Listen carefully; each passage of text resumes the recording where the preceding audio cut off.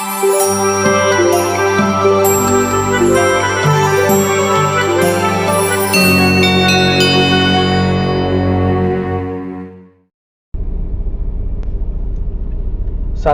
आपका S study point में स्वागत है। आज हम लेके आए हैं इम्पॉर्टेंट फैक्ट कोशिका के संबंध में, और इसी संबंध में कुछ महत्वपूर्ण क्वेश्चन जो बहुत ही पूछे जा चुके हैं, कई बार आए हैं आगे पिछले एग्जामों में, आगे भी इनमें से सभी एग्जामों में आएंगे। ठीक है, आइए देखते हैं पहले इंपॉर्टेंट फैक्ट कोशिका के बारे में। कोशिका जीवधारियों की संरचनात्मक एवं क्रियात्मक इकाई है। क्लियर। इसमें प्रायः स्वतः जनन की क्षमता होती है। ये भी क्लियर। कोशिका सिद्धांत सेल थ्योरी स्लाइडेन तथा स्वान नामक वैज्ञानिकों ने प्रतिपादित किया था। जीवधारियों में दो प्रकार की कोशिकाएं होती हैं। पहली प्रेक्रियाटिक कोशिका और यूकैरियोटिक कोशिकाएं। ठीक है। प्रेक्रियाटिक कोशिकाएं में केंद्रक कला, केंद्रिका, कला युक्त कोशिकांग इत्यादि नहीं पाए जाते हैं। इनमें आनुवांशिक पदार्थ पाया जाता है, परंतु इसमें हिस्टोन प्रोटीन संयुक्त नहीं होती है। ठीक है, हिस्टोन प्रोटीन जो है संयुक्त नहीं होती है। इसमें राइबोसोम उपस्थित होता है। इस प्रकार की कोशिकाओं में मतलब प्रेक्रियाटिक जीवाणुओं एवं नील हरित शैवालों में पाई जाती है। किसमें पाई जाती है कोशिकाएं? जीवाणु और नील हरित शैवालों में भी आता क्वेश्चन। अब आइए यूकैरियोटिक कोशिकाएं। क्लियर। में पूर्ण विकसित केंद्रक होता है, केंद्रिका होती है, कला युक्त कोशिकांग इत्यादि उपस्थित होते हैं। इन कोशिकाओं में हिस्टोन प्रोटीन पाया जाता है। ध्यान रखिए दोस्तों, हिस्टोन प्रोटीन। इस प्रकार की कोशिकाएं पेड़ पौधों, जंतुओं, कुछ शैवालों इत्यादि में पाई जाती हैं। पादप कोशिकाओं जंतु कोशिका से भिन्न होती हैं, क्योंकि इसकी कोशिका में बाह्य और आवरण कोशिका भित्त कहलाता है। ठीक है, जो कि हरे पौधों में मुख्यतः सेलुलोज से निर्मित होता है। ठीक। पादप कोशिकाओं में क्या कोशिका भित्त होती है। जंतु कोशिका में कोशिका भित्त का अभाव होता है। ये क्वेश्चन बहुत बार आया है। कोशिका भित्त किसमें पाई जाती है? पादप कोशिका और जंतु कोशिका ऑप्शन रहता है। ठीक है। इसके अलावा जंतु कोशिका में हरित लवक अनुपस्थित होता है, जो कि पादप कोशिकाओं में पाया जाता है। क्लियर। आगे प्लाज्मा झिल्ली या कोशिका झिल्ली एक अर्धपरागम्य झिल्ली है, जो प्रत्येक सजीव कोशिका में के जीवद्रव्य के को घेरे रहती है। कोशिका झिल्ली के निर्माण 3 परतों से मिलकर होता है। इनमें से भीतरी और बाहरी परतें प्रोटीन द्वारा, किसके द्वारा, तथा मध्य परत लिपिड द्वारा निर्मित होती है। ये भी क्वेश्चन आता है। ठीक है, कथनकाल में उल्टा कर देगा, तो ध्यान रखिएगा। कोशिका में प्रोटीन संश्लेषण में अंतर्द्रव्यी जलिका और राइबोसोम की भूमिका सर्वाधिक महत्वपूर्ण होता है। एक अंतर्द्रव्यी जलिका की कला से राइबोसोम लगे रहते हैं तथा ये राइबोसोम प्रोटीन संश्लेषण के निर्माण स्थल होते हैं। क्लियर। राइबोसोम को प्रोटीन की फैक्ट्री कहा जाता है। ठीक, ध्यान रखिए दोस्तों, राइबोसोम को प्रोटीन की फैक्ट्री। माइटोकॉन्ड्रिया जीवाणु एवं नील हरित शैवाल को छोड़कर, ठीक है, शेष सभी सजीव पादप एवं जंतु कोशिकाओं के कोशिका द्रव्य में बिखरे हुए कलायुक्त कोशिकांग हैं। ठीक है। श्वसन की क्रिया प्रत्येक जीवित कोशिका के कोशिका द्रव्य एवं माइटोकॉन्ड्रिया में संपन्न होती है। श्वसन से संबंधित प्रारंभिक क्रियाएं कोशिका द्रव्य में तथा शेष क्रियाएं माइटोकॉन्ड्रिया में होती हैं। चूंकि क्रिया के अंतिम चरण में अधिकांश ऊर्जा उत्पन्न होती है, इसलिए माइटोकॉन्ड्रिया को कोशिका का श्वसनांग या पावर हाउस कहा जाता है। क्लियर। आगे कोशिकीय श्वसन में अधिकतम एटीपी एडिनोसिन ट्राइफॉस्फेट अणुओं को उत्पन्न करने वाला पद क्रेब्स चक्र है। यह चक्र कोशिका के माइटोकॉन्ड्रिया से संपन्न होता है। इसी चक्र की खोज हैंस क्रेब्स ने 1937 में की। ठीक है। आगे गोल्जी बॉडी को गोल्जी कॉम्प्लेक्स या गोल्जी उपकरण के नाम से भी जाना जाता है। इसका सर्वप्रथम अन्वेषण कैमिलो गोल्जी ने 1898 में किया था। इसके क्रियात्मक इकाई की सिस्टर्नी कहते हैं। ठीक, क्रियात्मक इकाई को सिस्टर्नी कहते हैं। आगे ये लाइसोसोम, ये भी इंपॉर्टेंट फैक्टर है। लाइसोसोम की कोशिका की आत्मघाती थैली क्या होती है? आत्मघाती थैली या सुसाइडल बैग कहते हैं। इसमें बहुत से जल अपघटनीय एंजाइम पाए जाते हैं जो अम्लीय माध्यम में कार्य करते हैं। ये एंजाइम लाइसोसोम की कला के फट जाने पर बाहर आ जाते हैं तथा कोशिका के सभी घटकों को जल अपघटन क्रिया द्वारा पचा डालते हैं। क्लियर।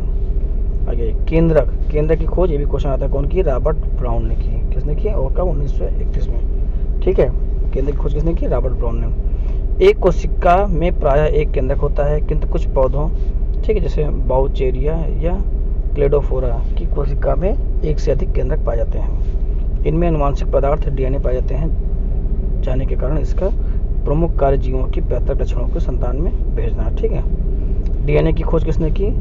डीएनए की खोज फ्रेडरिक ने की, मिसर ने 1869 में की तथा डीएनए का double helix model James Watson, ध्यान रखिए, और फ्रांसिस क्रिक ने की। डबल हेलिक्स की खोज किसने की? जेम्स वाटसन और क्रिक ने की है। डीएनए की एक अनुवांशिक पदार्थ होता है, जीवों के लक्षणों के संकेत सूचनाओं के जनपत्री की भांति जिनको से संतान में ले जाता है। ठीक है, यह नाभिक, न्यूक्लियस के अलावा माइटोकॉन्ड्रिया तथा हरित लवक कोशिकांग में भी पाया जाता है। मनुष्य एक लिंगी प्राणी है, ठीक है, ध्यान रखिए, जिनमें गुणसूत्रों की संख्या 23 जोड़ी या 46 पाई जाती है। पुरुषों में 44 और प्लस XY, जबकि स्त्रियों में 44 प्लस XX गुणसूत्र होते हैं। तो सब मैक्सिमम लोग पता होगा।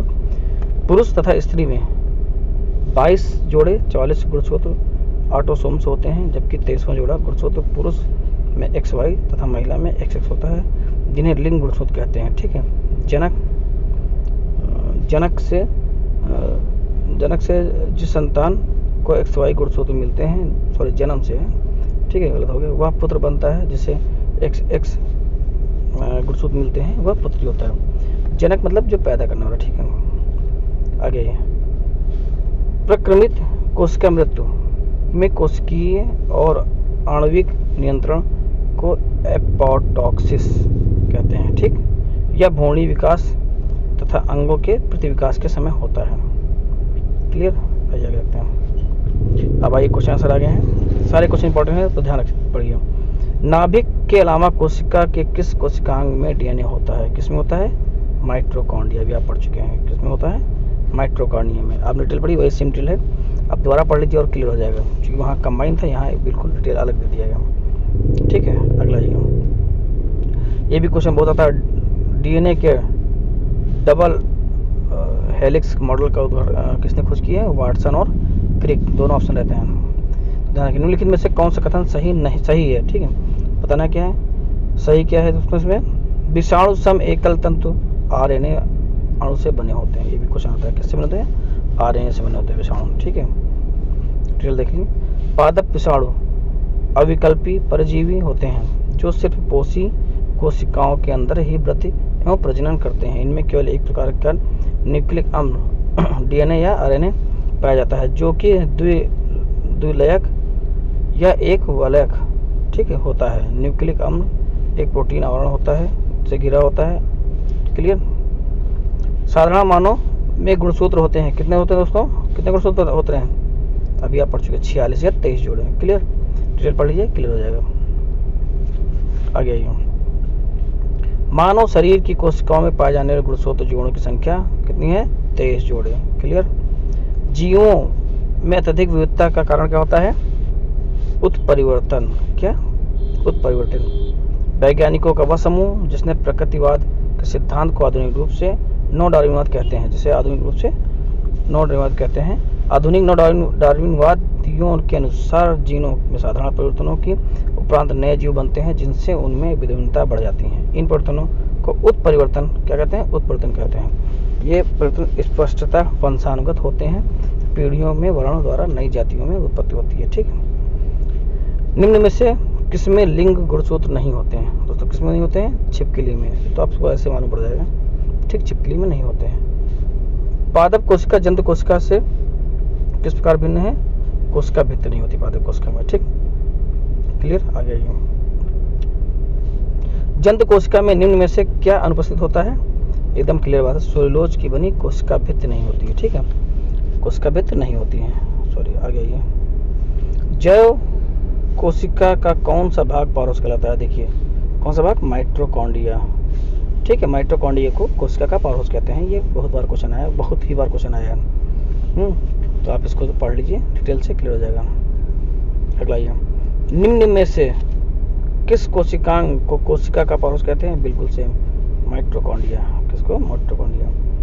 प्लाज्मा झिल्ली बनी होती है किसकी? देखिए प्रोटीन से अभी आप पढ़ चुके हैं और लिपिड दोनों से, ठीक है, ए बी दोनों से भी आप पढ़ चुके हैं, ठीक। प्रोटीन और लिपिड दोनों से बनी होती है। आपको डाउट डिटेल पढ़ लिया, क्लियर हो जाएगा। प्लाज्मा झिल्ली, कोशिका झिल्ली एक अर्ध परागम सजीव झिल्ली है जो प्रत्येक सजीव कोशिका के जीवद्रव्य के घेर कर रखती है। कोशिका झिल्ली का निर्माण 3 परतों से मिलकर होता है। इसमें बाहरी एवं भीतरी परत प्रोटीन द्वारा तथा मध्य वाली परत किसके द्वारा, लिपिड द्वारा या वसा द्वारा होती है, ठीक, क्लियर। आइए आगे देखते हैं। बताना है प्रोटीन संश्लेषण में निम्न कोशिकांगों में से किन की भूमिका सबसे अधिक महत्वपूर्ण होती है। अभी आप पढ़ चुके हैं, याद करिए, अंतर्द्रव्यी जालिका और राइबोसोम, ठीक ठीक, क्लियर। अंतर्द्रव्यी जालिका और राइबोसोम, ठीक, वही डिटेल हो गया है, पढ़ लीजिए। मानव शरीर के किस अंग में लसिका कोशिकाएं बनती हैं, किसमें बनती हैं, तिल्ली में, क्लियर। लसिका कोशिकाएं एक प्रकार के श्वेत रक्त कणिकाएं हैं जिनका निर्माण लसिका ग्रंथियों, तिल्ली, थाइमस ग्रंथि तथा अस्थिमज्जा द्वारा किया जाता है। बी मतलब लिम्फोसाइट तथा लिम्फोसाइट, ठीक है, लिम्फोसाइट, बी लिम्फोसाइट तथा टी लिम्फोसाइट लसिका कोशिकाओं के 2 प्रमुख प्रकार हैं, ठीक। अगला बताना है क्या है, देखिए पहले देख लीजिए बताना क्या है। स्तंभ कोशिका अनुसंधान के क्षेत्र में न्यूनतम विकास के संदर्भ में निम्नलिखित कथनों पर विचार कीजिए। इनमें से कौन से कथन सही बताने हैं। बीज फूटी अवस्था पर भ्रूण मानव स्तंभ कोशिकाओं का एकमात्र स्रोत है, बिल्कुल सही। अब ये ऊपर आप देख चुके ट्रेल में। स्तंभ कोशिकाएं बीज फूटी को नष्ट किए बिना प्राप्त की जा सकती हैं, बिल्कुल, ठीक है, बिना नष्ट किए प्राप्त की जाती हैं। अगला, स्तंभ कोशिकाएं वस्तुतः अनंत काल तक स्वयं ही पात्र संजीवित हो सकती हैं, बिल्कुल, ठीक, स्वयं ही। अगला, भारतीय अनुसंधान केंद्रों ने कुछ कोशिका रेखाओं का भी सृजन किया है जिन्हें कई प्रकार के ऊतकों में विकसित किया जा सकता है, ये भी सही है, ठीक दोस्तों। तो आपके 1 2 3 4 चारों सही है, किसमें 4 ऑप्शन, ये पहला ऑप्शन सही हो जाएगा, ठीक दोस्तों, पहला ऑप्शन सही हो गया। आइए आगे देखते हैं, डिटेल वही है, पढ़ लीजिए आप, क्लियर हो जाएगा, पुस्तक पढ़ लीजिए और क्लियर हो जाएगा। निम्नलिखित में से कौन सा कथन प्राणियों में स्तंभ कोशिकाओं के प्रत्यारोपण के संदर्भ में असत्य है, ठीक है, कौन सा है। देखिए ये प्राणी में जीवन भर स्वयं गुणन करती हैं, बिल्कुल करती हैं, ठीक है। बताना, देखो पहले देखिए क्या गलत है, तो सही है तो नहीं सही है। ये अंगों के क्षतिग्रस्त ऊतकों की मरम्मत करती हैं, बिल्कुल करती हैं। ये एक या अधिक प्रकार की विशिष्ट कोशिकाओं को बनाने की क्षमता रखती हैं, हाँ बिल्कुल रखती हैं। ये केवल भ्रूण में पाई जाती हैं, बिल्कुल गलत। ये जो है देखिए, स्तंभ कोशिकाएं या स्टेम सेल एक विभाजनशील कोशिका होती हैं जिनमें स्वतः विभाजन की प्रक्रिया होती है। यह विभाजित होकर विशिष्ट कोशिकाओं का निर्माण करती हैं। ये अंगों के क्षति पर ऊतक मरम्मत करती हैं, ठीक है। ये केवल भ्रूण में नहीं पाई जाती हैं। प्रक्रमित कोशिका मृत्यु, ठीक है, के कोशिकीय और आणविक नियंत्रण को क्या कहते हैं, क्या कहते हैं दोस्तों, एपोप्टोसिस, क्या, एपोप्टोसिस, ठीक है। आगे सेम क्वेश्चन बहुत बार आया है, इसलिए इसको देख लीजिए ध्यान से। हमारे तंत्र में अधिकतम एटीपी अणुओं का उत्पन्न करने वाला पद है, कौन सा है, क्रेब्स चक्र। वैज्ञानिक क्रेब्स जिसकी खोज की थी, क्रेब्स चक्र, कौन है, क्रेब्स चक्र। ये आप अब आगे पढ़ चुके हैं, ठीक है, डिटेल देख लीजिए। श्वसन तंत्र में अधिकतम एटीपी या एडिनोसिन ट्राइफॉस्फेट, ठीक है, अणुओं को उत्पन्न करने वाला पद क्रेब्स चक्र है, ठीक है। यह चक्र कोशिका में माइटोकॉन्ड्रिया में संपन्न होता है। इस चक्र की खोज हेंस क्रेब्स देखिए आगे ने 1937 में की थी। बहुत धन्यवाद। आगे फिर लेके आएंगे साइंस क्वेश्चन, सारे इंपॉर्टेंट फैक्ट हैं, इसलिए आप लगातार देखते रहिए। धन्यवाद।